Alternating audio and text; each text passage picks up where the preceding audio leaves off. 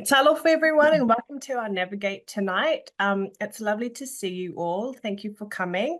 I just want to remind everyone to have their mics on mute, but leave your cameras on because it's so lovely to see your faces tonight.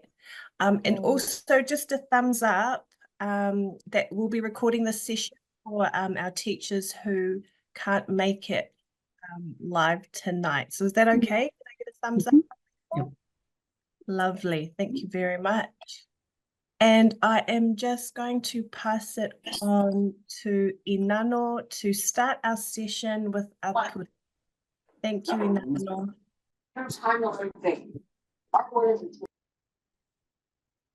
Let us pray. Our dear Heavenly Father, we thank you for this opportunity to bring us together in this Navigate this evening. We ask that you continue to watch over us and to be able to listen to the message that we have presented to us today. We thank you for this beautiful day that we've had to be able to come to this session this evening. And we say this in the name of Jesus Christ. Amen. Amen.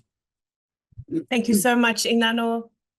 Tonight we have the amazing Dagmar Vaikalafi Dyke to present for us. Her topic is See Me, Know Me, Believe in Me, Enacting Tapasā through the Arts. And just a little bit about our Dagmar. She's an interdisciplinary artist, research, art educator, and social justice advocate. She taught for 10 years at Sylvia Park School, where she led the development of a nationally recognized innovative curriculum that focused on creating a rich and varied curriculum experience for students. Dagmar championed their school-wide arts philosophy while specializing in curriculum design, teaching and learning, strategic planning and review, and culturally sustainable and relational pedagogies. Her master's research focused on examining art teachers' beliefs, attitudes, and pedagogical practices and how these could affirm Pacifica students' success as Pacifica. And that's just a little bit of all these other amazing things that she does. But I'm going to stop talking and hand over to you, Dagmar. Thank you, Alicina, for your lovely introduction, and so lovely to see so many of you online this evening. I am going to share my screen and then we'll get into it. So hopefully this is all going to work. Is that a screen you can all see now? I can see now, it's fantastic. So it's my pleasure this evening to bring to you Navigate 6. And I'm going to start by just giving you a bit of an outline. It's just a bit of some aims for this evening's presentation. So for me, I guess it'll be really be great if I can at least engage your thinking about the ways in which the arts is a really natural environment and learning area to enact tapasā. And I'd also like to highlight to you some pedagogies around effective Pacific pedagogy. So really thinking about Turu 3 and how these support our Pacifica student success as Pacifica in the arts. So that would be great if we can get through that this evening. I guess there is, to make no mistake about just the kind of climate we're currently in, and the arts, I believe, remain under attack. I've been very intentional with the use of the word remain. I think this has been a 20, 30-year sort of environment in which our government has been just rolling out continuous sort of attacks on our arts curriculum, our arts communities, and just most recently you will see our leader of our country declaring that he'd prefer to defer the arts and maths, the arts and music curriculum, and rather to focus on our achievement in maths and reading. So I guess it's this very narrow lens in which our government continues to see and think the arts are enacted. So I think if there was ever a time to come together this evening, it is now. So I really value the fact that we are all here tonight as allies for our arts and our arts community. So I really appreciate. I can see some people on here already this evening that we've got a broad audience. So I appreciate you all coming in this evening. So I just think we're on online VAR this evening, which makes it very tricky to build connections and to understand who is here and who I'm speaking to, because that's, of course, I really want to make a connection to you all. So I've got a little activity for us to do. You don't have to do it, but if you've got the opportunity to, one way in which we can VAR mawhana or warm our VAR is the ability to use our chat function tonight and add your name to it. And perhaps if you could tell me and our team, our beautiful team that are here, which central school you're working with. I know Mayfield's here, but also even perhaps the place of work that you're representing this evening. And if you're happy to do all of that, and if you're like me and you want to do a little bit extra, the extra thing I'd ask you to do is actually name a specific artist that you admire. So think about who you might admire from our Wana artists community. That could be a musician, could be a singer, could be an artist, a writer, an actor. And when you think about that person, give them a little shout out, because actually, many of us as artists never actually truly understand who recognizes our work. So it'd be really lovely to have a lovely sort of little snapshot of these wonderful artists that we look up to, and also think about what actually draws you to their art form. What is it about their art form that you connect to? Because that could be something that actually reflects your interests and your strengths. So just a little activity to bring us into the space together. I'll give you a minute or two to do that. And whilst you're doing that in the chat, just going to let you know our little presentation. Of course, it's going to be lovely and visual, but most of the images I've used this evening are obviously either the students' work that I've worked with over the years at Sylvia Park, and tonight the slide in front of you is a beautiful example of that, a lovely commission that we did for the Teaching Council. Or it could be my artwork. So you have to look very carefully at some of these images. And if it is my artwork, I haven't said it's mine. I've just told you the title and when I've made it. So those are the little things I'm telling you. So you can just keep an eye out for those. But really, tonight is probably you're doing a little bit of listening. I'm going to talk for about 30 minutes. Share a video, and then hopefully I'm going to give enough time for us to Dalano at the end, where we can kind of build up an opportunity to discuss at the end. So I want to give us enough time to do that. So fingers crossed we get this through all done in time. So thank you everyone for adding to the chat. I think Alusine, I'm sure you're going to hold that chat space as well. Any questions or comments, put them in as I'm going through in case you don't remember it as I'm going through. Awesome. Everyone okay? All right. Okay. So,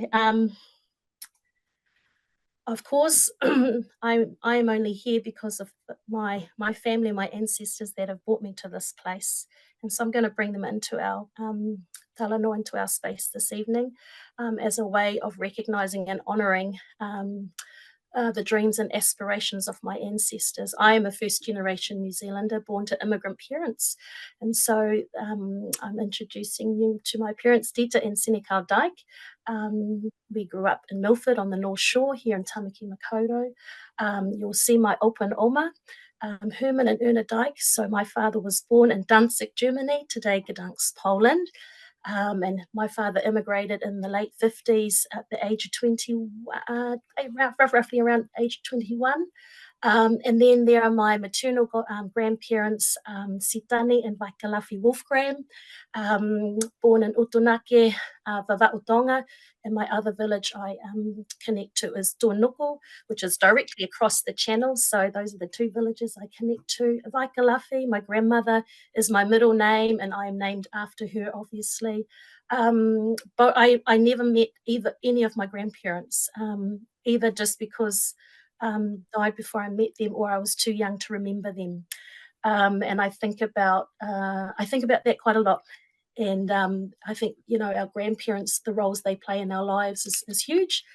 So a lot of my art making has been about reconnecting and creative sense making to make a connection back to my my history, my ancestors. And of course, I bring my family to you tonight, my why I do what I do. My husband, Lyle Cairns, he's Ngai Tūhoi and Ngāti Kahanunu, and our three children, Urshan, Milani, and Charlize. We live here in Maungarai, Mount Wellington. And so, I'm just really wanted you to meet them all and, that's my family. So really important they're with me tonight. So this little slide, I couldn't help not put it in.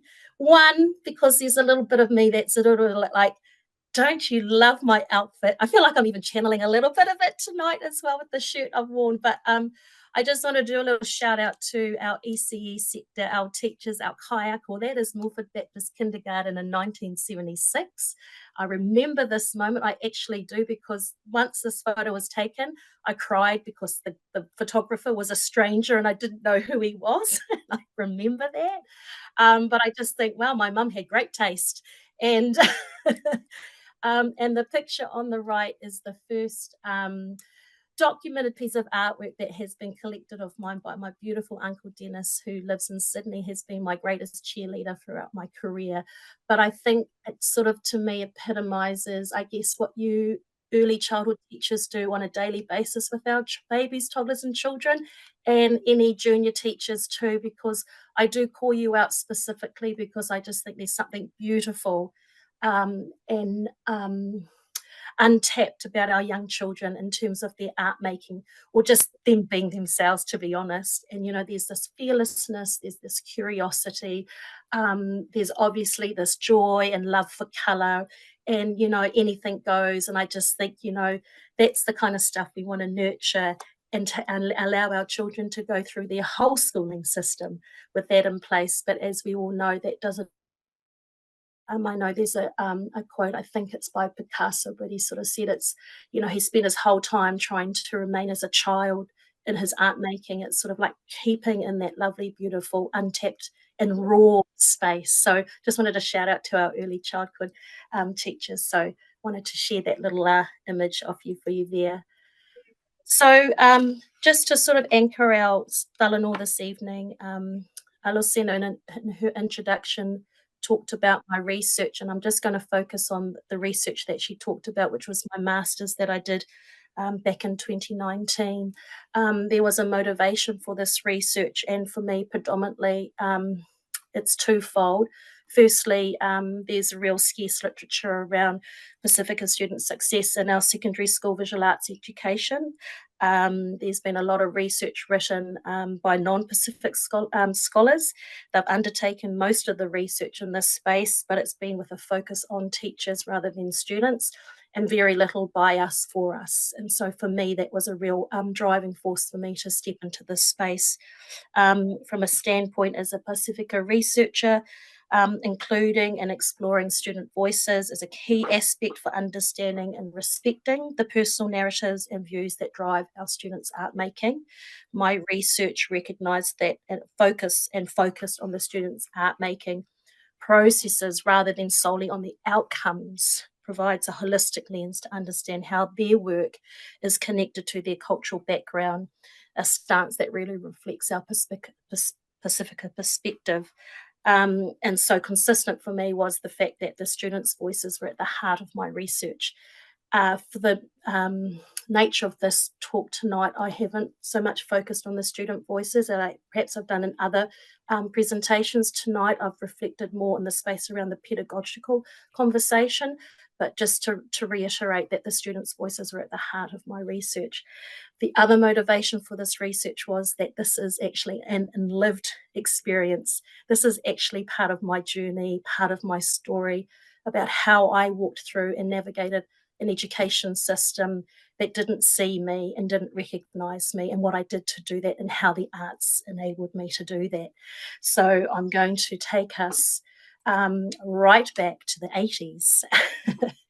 And what you have before you, a tiny little, because I had to try and fit them all on one slide, but what I wanted to show you was a little snapshot of my journey through Westlake Girls High School. So I said I grew up on the North Shore in the 80s, and the 80s back then was very different. It was a predominantly middle-class white school. There was a small cohort of Māori students and an even smaller cohort of Pacific, which was probably me, my sister, and another family. I mean, it was really, really small. And so for most of my time in that school, people just assumed I was Māori because no one asked questions. No one asked you where you were or who you came from. They just made assumptions, basically. But what became quite clear very early on was that obviously I had this connection to art. You'll notice English in third form, and that stayed with me, a real love of English, but interestingly never really supported in that space, which I think about today when I look at our students. Any students, you flag them really quickly, but no, nothing back then. So however, the arts was definitely a place where I think it was a subject that obviously I had an affinity to, but it wasn't really valued in my family to the point that they were quite surprised that this is something that I was quite good at. It was more so my father had a real sort of vision for me to walk into a diplomat sort of career. So I was taking French, German, English, economics, accounting, etc.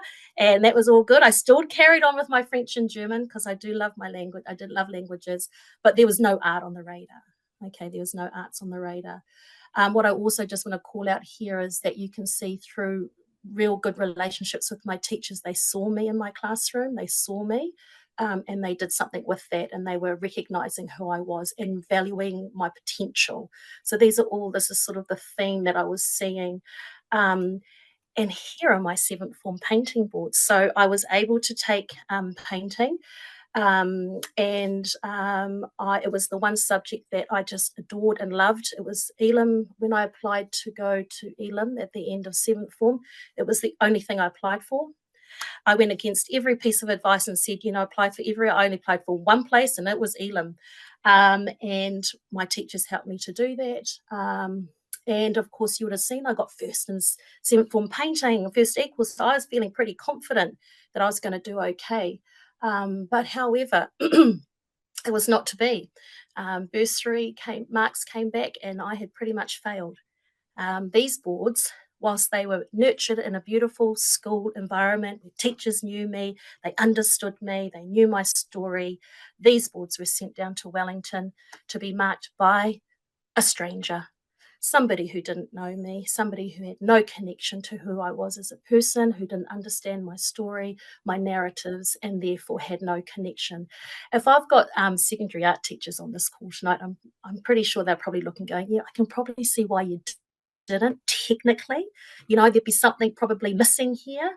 But I'd like to counter that by saying what I actually see is someone who is passionate, who loves this medium of paint, who refused to be boxed and hated the fact that you had to just work to these small boards, that loved bigness and largeness because she is Tongan. So Tongans do everything on a big scale. So, it was, understanding all of this that came with me, but wasn't recognized in that assessment system.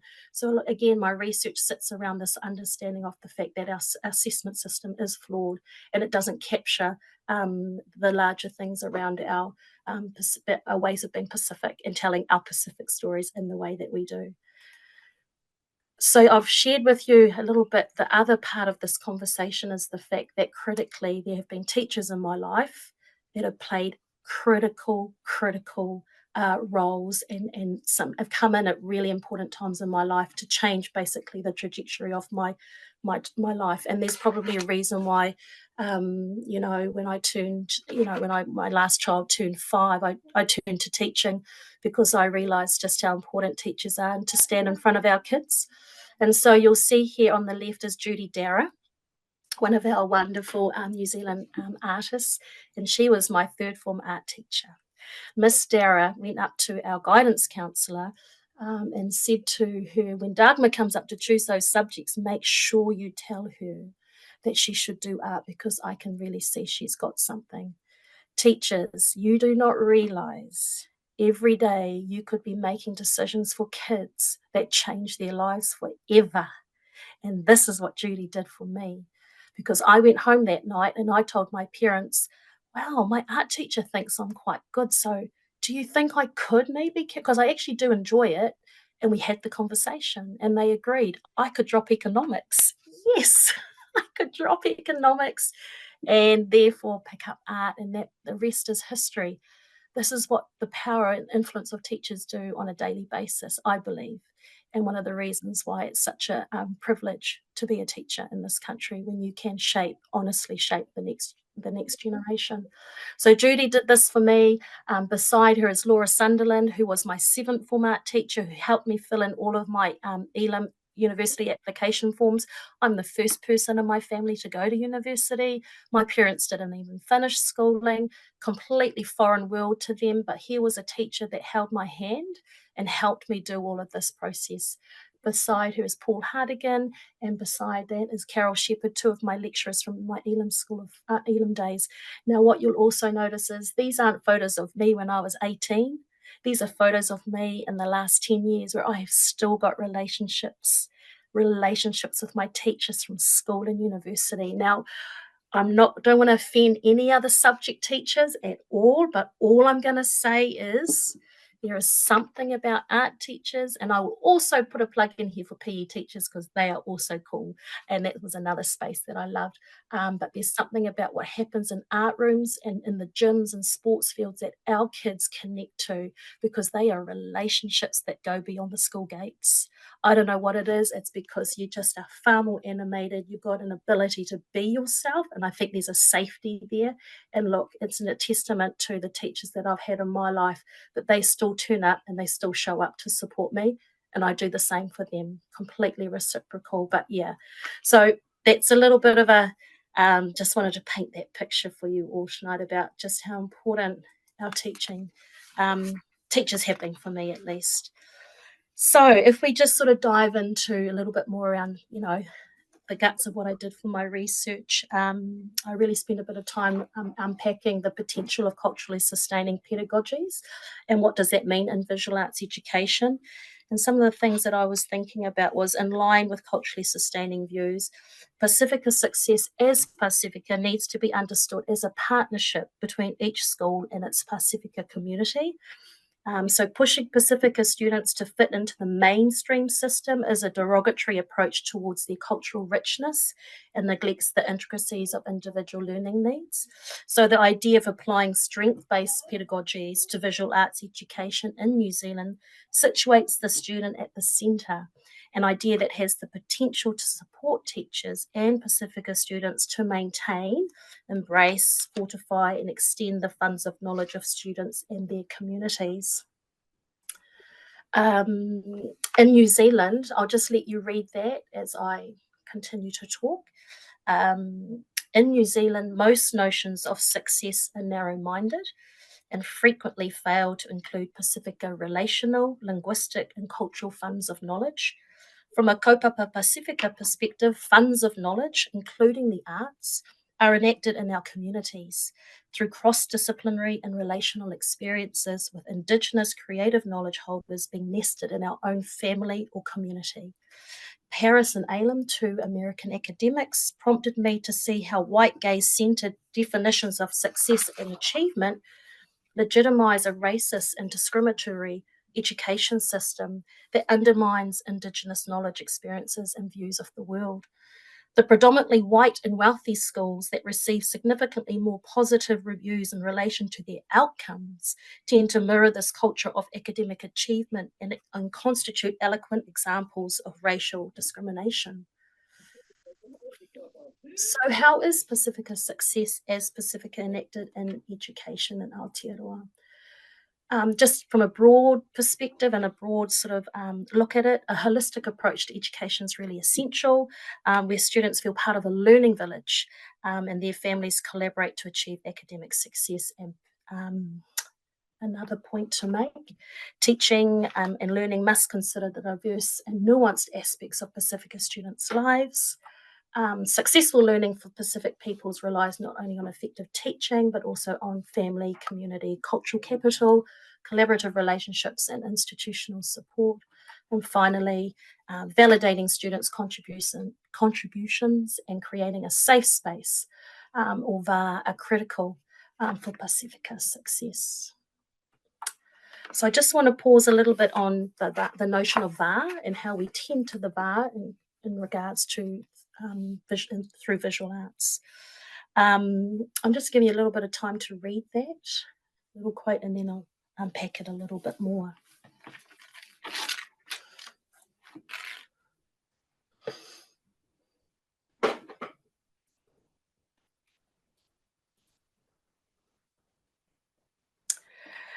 So as you're reading, I'm just going to talk about Morse. I had two teachers that in my research I interviewed and went and observed and got my evidence from, and one of them was Morse, and you'll learn a little bit more about him shortly. But Morse, he identified as Samoan, and his relationships with the Pacifica communities of his students provided him with a tangible platform to create cultural, geographical, and ethnic connections. Storytelling was key in Morse's critical pedagogical practice and dialogical approach with students. Through ongoing talanoa with students, Morse's own Samoan background assisted him in understanding, respecting, and supporting his students' voices. His understanding of elder pedagogy and appropriate resourcing and classroom environment validated his Pacifica students' values and knowledge.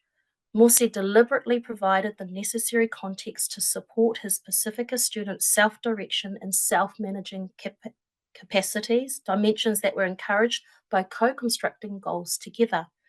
Here, his approach embodies the idea of social justice pedagogy, where teachers and students share a horizontal learning relationship. So just to unpack that a little bit more, here's a slide that sort of speaks to the two teachers. So you can see here, Morse on the right, New Zealand-born Samoan, 7 years teaching at a South Auckland college, and Patrick of Irish, Scottish, and New Zealand descent, and also at a South Auckland college.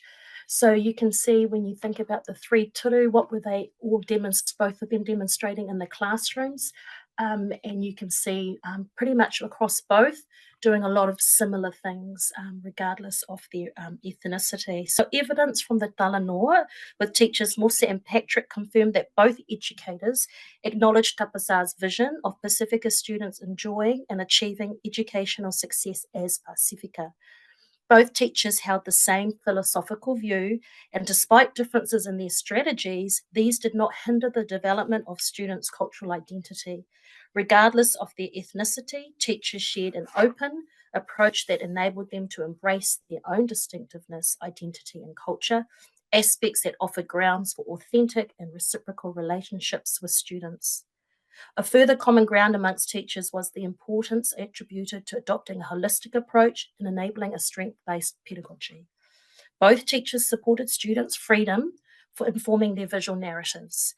This flexibility led students to embrace a wide range of sources for inspiration, including Indigenous art, political artists, and popular culture.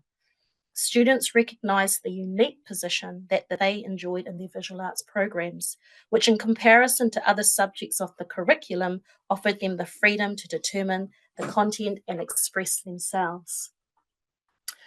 So I'm going to unpack here a little bit more turu three. So our effective Pacific pedagogies, which I could see when these two teachers were in their classrooms with their students. So if we start with the first one being strength-based pedagogy, this is being responsive to Pacifica students requires adopting a holistic approach, recognizing their diverse strengths, interests, and needs. And as a student said to me, this is what art brings us, because they have talked to me about that. It is the only class where they feel they can really be themselves. Engaged pedagogy supports this aspect is present in the co-construction of learning, as this empowers teachers and students and enables space for an ongoing critique of power. Elder pedagogy to maintain and transform Pacifica knowledge. So situating elders amongst the younger generation supports the collective survival, continuance, and transformation of Indigenous education and culturally sustaining pedagogical practices. Social justice pedagogy to support students' voice. So this field offers a critical platform for questioning unequivocal ways of producing knowledge and hierarchical approaches, one that nurtures students' ability to develop critical thinking and a sense of voice. So it's about fairness. And lastly, storytelling pedagogy is a window into Pacifica students' worldviews. So engaging in storytelling provides students with the opportunity to share unique experiences. It is an act of exchange and negotiation. Through conversation and visual storytelling, teachers are able to enact a democratic and critical approach towards their teaching practice and their students' worldviews. So I have mentioned, whilst my research was based in a secondary context, I myself was working at a full primary school here in Maungarai in Mount Wellington, so at Sylvia Park School under the amazing leadership of Barbara Alatoa. And in that role, I was obviously, I had the joy of working with kids every day making art. And, you know, just to have a full-time art teacher in any school is a real kind of signalling of just how we valued the arts in our kura. And it was really just an absolute joy each day to go in there and work with our beautiful tamariki. And I'm going to have to say, like I said before, the junior classes, my 5-year-olds, I'd go in there, what are you going to teach Whai Dagmar today? And they'd look at me, I'll go, yes, because you're the best mark makers in the whole of Sylvia Park School. And they were just like, oh, okay. But they were absolutely delightful. But yeah, it was a wonderful time. We were a whole school inquiry-based school as well. So every term we had you know, shifted to whatever question we were answering, and every time it was my challenge to provide that answer through the arts. So that was always kept me sharp on what I had to do. So the next part of my little presentation, thinking of the time, it's a 4-minute video that I'm going to present to you, but I'm going to do something really tricky because I have to stop sharing to get the audio to go. So I'm going to keep talking and try and get this all sorted without getting flustered. So bear with me. And I'm going to go to the next slide. But what I'm going to present, it's a 4-minute video, and it talks about, I did a collaboration with Professor Peter O'Connor from the Centre of Arts and Social Transformation here at the University of Auckland. And it was around doing a lesson plan for Te Rito Toi, which is the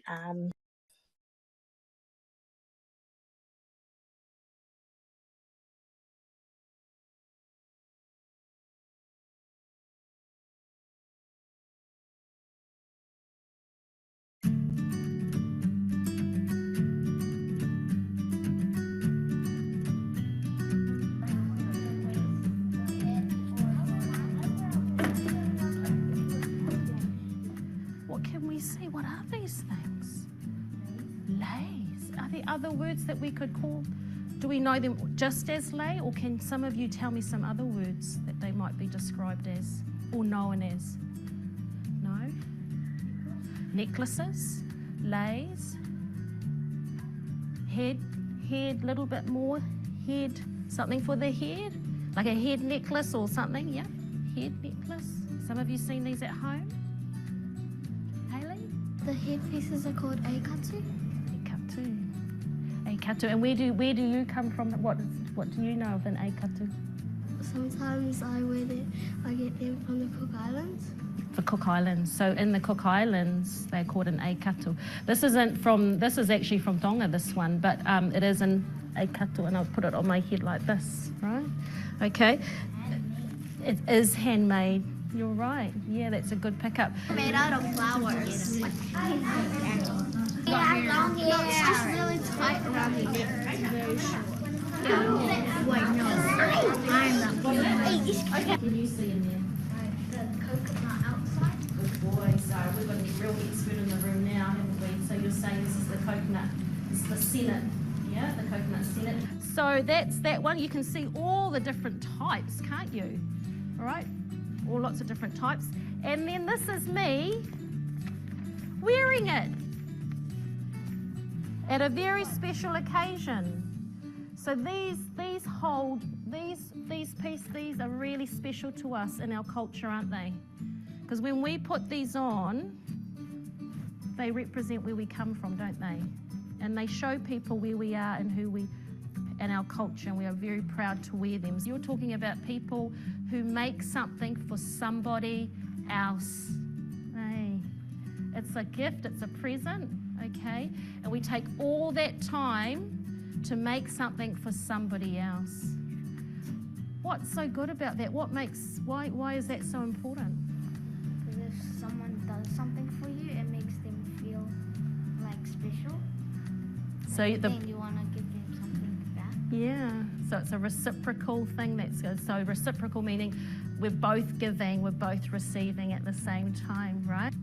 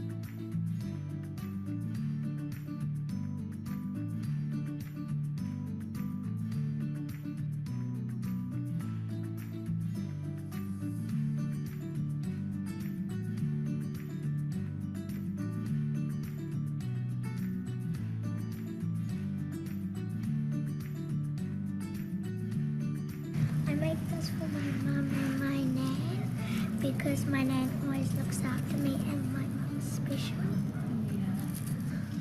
This is for my best friend in room 12. I did it for her because every time at lunchtime and morning tea, she always plays with me and be's nice. She always makes me happy because she always have fun with us. Yeah, she does. She's definitely that teacher. So let's give that to Mrs. King. Yay! Oh, it's so beautiful, Mrs. King. Okay, can you hear me? Okay, cool. All right, so I'm still got a couple more to go, team, and then we're just about there, but am I going to get this sorted? Why is that not going? Whoopsie. I was just going to say chat amongst yourselves, but no, it's all right. I'm nearly there. Okay. All right. Share. Back to my screen. Everyone? Yep. Okay, so last little bit now. So lovely little example, te rito toi, just about how, yeah, a lovely little lesson, a modelling of a lesson. But just to finish off, the factors contributing to the success of Pacifica students in terms of just tying this up and all together, there were 4 things that really fell out out of the research. And I don't think it's going to be any surprise if you think about the title of my work tonight. So clearly, firstly, seeing the student through a holistic approach. So acknowledging the multiple aspects and worlds that Pacifica students enact and relate with. So seeing our kids, knowing the student, so building those reciprocal relationships based on mutual trust and respect that delve beyond surface features like the weather, to deeply know, care and understand the student, family and community. Believing in the student, really, really important, is our last one. I think that's the one that really just sets our kids up for that success, is believing in the student, offering space for Pacifica students to explore and express their personal narratives. And finally, encompassing that all together is this, the taonga that is tapasā, because it is the enabling and guiding teachers to realise Pacifica student potential in achieving and sustaining educational success through this cultural competencies framework. So that is that part there. So just in terms of my final thoughts, and we think about reimagining Pacifica visual arts, through my research, I realised that there is still important work to be done by Pacifica and non-Pacifica educators in order to address the persistent disparities in the educational outcomes for Pacifica. So here a collective effort is required, like we are doing this evening, a collective effort of us, of our allies, of people that support all of us on this journey is required to challenge institutionalised racism and all other forms of discrimination embedded in our national educational policies, practices and pedagogies. So time and space is needed to achieve such social change through honest, safe and courageous talanoa about justice and how education can disrupt discriminatory discourses. So on that little note, the last slide is this one. So I am going to actually stop sharing my screen because we all know now we've got a little bit of time now to hopefully have some nice conversation, some comments. I don't know if there's anything being put through the chat, but it would be lovely to hear any thoughts from anybody. So thank you everyone for sitting through my presentation this evening.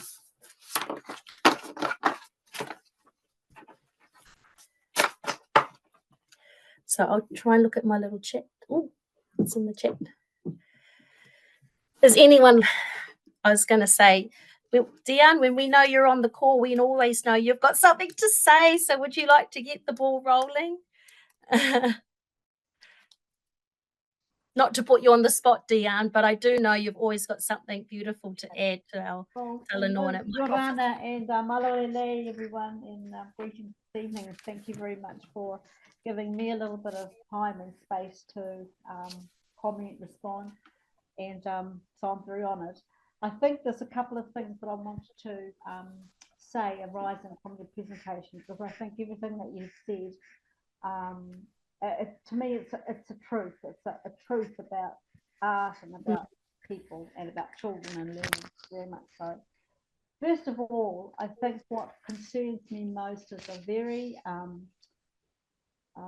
erroneous view that art and music and other expressions of our own body don't relate to numeracy and literacy. Those children were planning. Those children were calculating. Those children were talking with each other. That, you know, they were comparing notes. They were listening to you. As far as I'm concerned, not be divorced from the reality of social interaction and our own cultural beliefs and values. So I'm a bit old enough now, I'm not employed by anyone, but I'm going to say something that actually is confounding the present narrative, which is absolutely incorrect. And I'll actually add a personal dimension here, because you know my son is autistic and he's non-verbal. He has always communicated with me through music, through movement, showing me pictures, all of those things. Now, the other thing is when I first, had my son and I found out that he wasn't going to be able to talk, I did a lot of research about this. Now, it's actually proved physiologically that connections in the brain happen when you sing to a baby, when you rock it, when you do touch them, when you actually do expressive things with a child.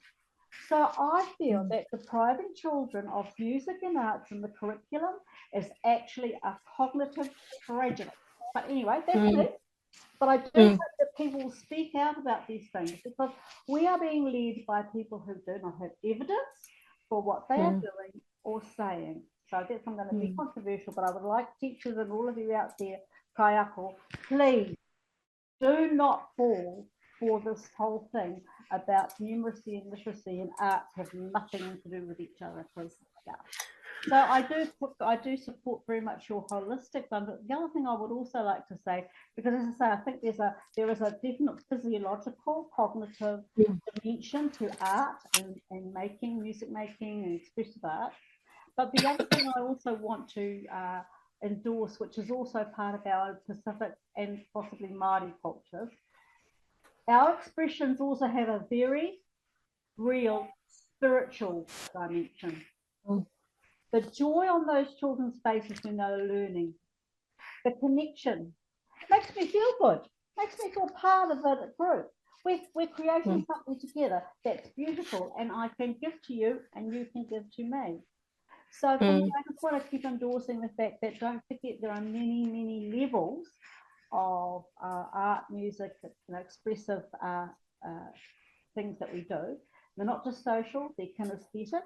I mean, the whole thing too about, fine motor skills, large motor skills, all of those things. You think about someone like Jason Pollock going like this, sort of stuff onto the canvas. Wow. So it's kinesthetic, and as I say, it's also cognitive. It's spiritual and it's emotional, because I know for myself, when you have produced something, or as you're producing something, there's such an emotional rush of endorphins and all of those things that happen as human beings. Mm. So that's my little plug for tonight, because I think, you know, yes, we have to have the pedagogies, but behind all of that are these very human dimensions of reality, of spirituality, of emotion. And the other thing for me is that anything that when you create something, you have a feeling of self-realization, power, agency. And as far as I'm concerned, creativity equals agency. I have made this. I have created this for someone else. Someone else appreciates what I have created. So that's how I feel very much about it. That's why I want to be part of tonight, because Dagmar, what you do and what many other teachers are doing, to me, is just so important for our society and our community to share the exuberance of Pacific, the laughter, the joy. Yeah. We've got a very good sense of our own bodies. Yeah, so singing and dancing, all that sort of stuff. And we want to share those with other people. But, you know, don't please tell me that I'm not doing the right thing, or when I go to school, no art, no music. Excuse me. Yeah. That's where I want to get to the space of too, is that, you know, don't push me down, don't put me in a box, because for me, being creative provides that agency, that control, that self-actualization is what we want our children to do. And irrespective of whether I've got a label as a Pacific or a disabled child or whatever, I am me. I love your title, See Me, Believe in Me. No. That's what art and music and all those other things do. So I just want to endorse everything that you're doing, Dagmar. I think you're doing wonderfully well. And I said, just keep going, you know, because I've been in education for 40 plus years. Sometimes things feels doesn't like things can change, but I'm just so excited by something that you're doing. And that's why I'm very privileged to be part of it. So anyway, that's enough for me tonight, but everybody. Me Dagmar, Dion, that was beautiful. I think we could have just had you on here tonight too, because I think you've connected for me those dimensions of reality. I made notes around that. So yes, it was quite sort of a focus around the pedagogical, but I think you've just added this other beautiful, actually a couple of layers too. And so I think feeling very encouraged by your words. So thank you for that. Beautiful to have you with us this evening. We appreciate your wisdom and your just your guidance for us all too, Dion. You're a real example for us, a wonderful role model. So thank you. Anyone else?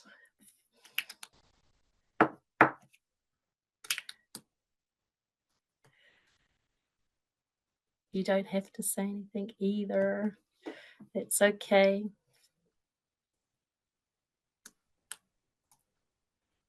Dagmar, I was thinking, kia ora, sorry, it's Nikki here.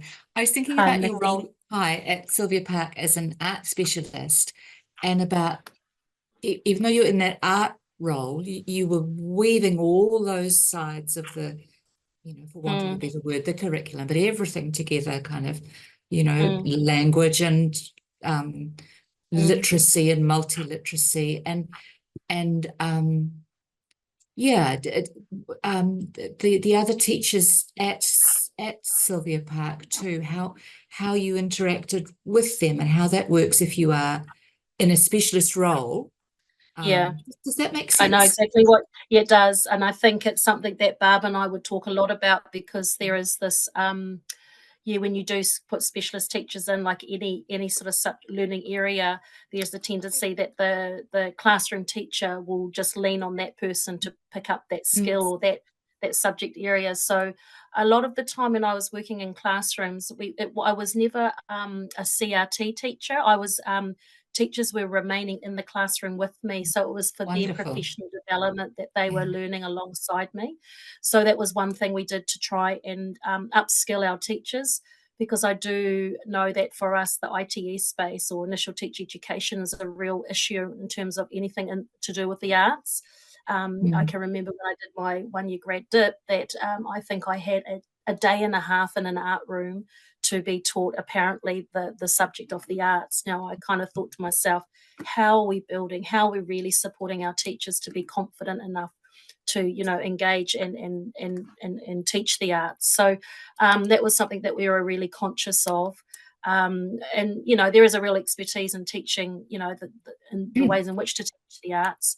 And I don't know if I do know that since I've left, there hasn't been quite the same sort of ability to maintain and sustain. So that sustainable approach is problematic.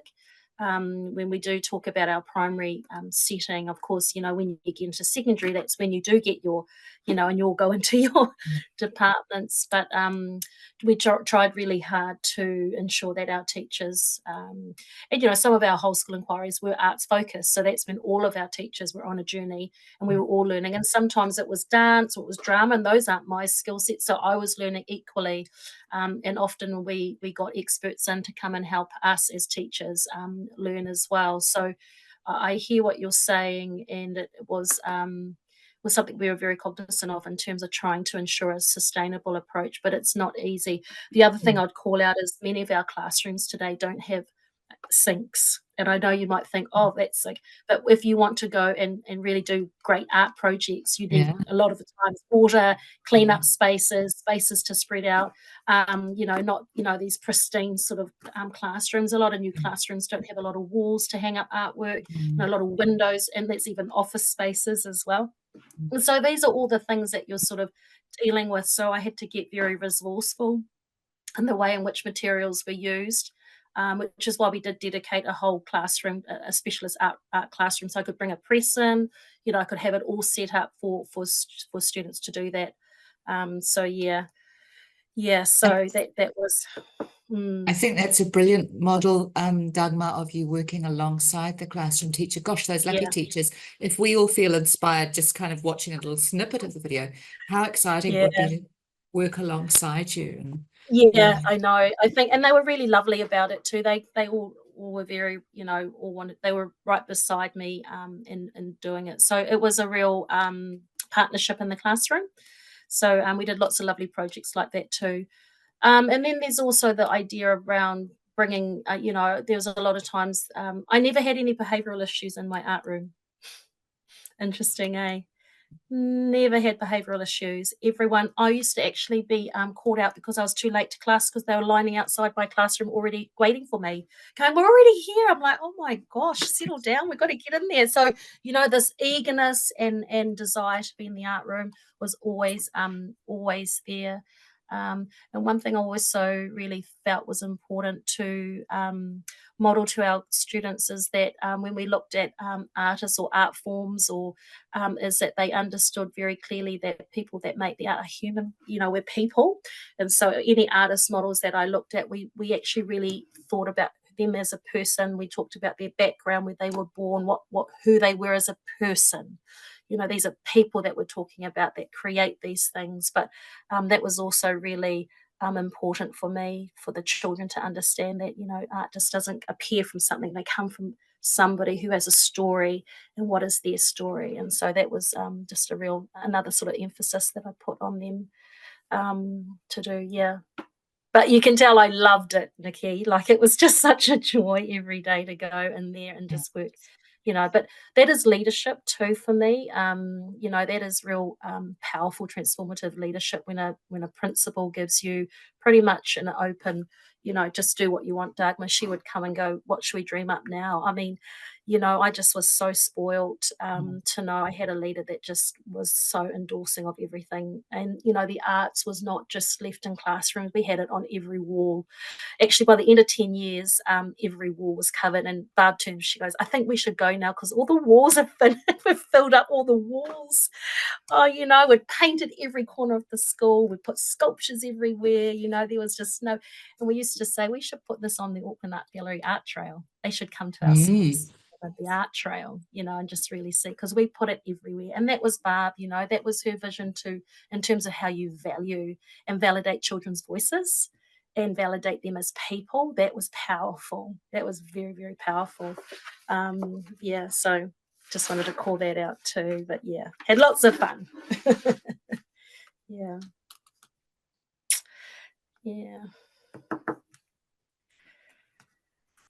All right. Well, people, I think if there's nothing else, I think it's just a really nice time to wind us up this evening. I'm not sure who's closing us with Lotu this evening, but just before we do that, thank you everyone for coming on board. You know, like Dion says, this is pretty tough times at the moment. And so having you all here tonight, it just feels like, you know, we've got this lovely solidarity and what we're all, you know, around the arts. So thank you. I know there's some people on here too that have joined on that. I just really appreciate your presence here this evening. So thank you everyone.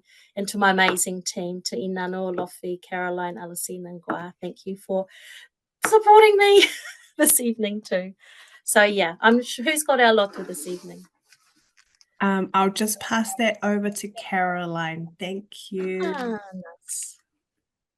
Thank you everyone for coming tonight, and thank you so much, Dagmar. It was just an amazing presentation to watch, and just advocating for the arts. My undergrad is in design and photography as well, but when I started teaching, I forgot all about it and just went straight into teaching. But there are I can feel it starting to come back. Cool. Beautiful to given us tonight, Dagmar. Lovely listening, you know, working alongside you, but seeing this for the first time. So beautiful. So thank you. Oh, you're welcome. Thanks, Caroline. Close us with karakia and Te Reo Māori o Kuki Airani out of respect from last week. And it's really just asking us to ask Jesus to look over us tonight and for the Holy Spirit to come in and actually take us away for a nice, beautiful sleep. So let us pray. Kia vai o mai rai arua o te atu o Yesu Kirito. Te inangaro e te pirianga mō o te wairua tapu. Kia kōtou kātotoa e tuataua atu. Āmene. Amen. Thank you. Thanks, everyone. Cheers, Got to read all your chat now. Thank you. Oh.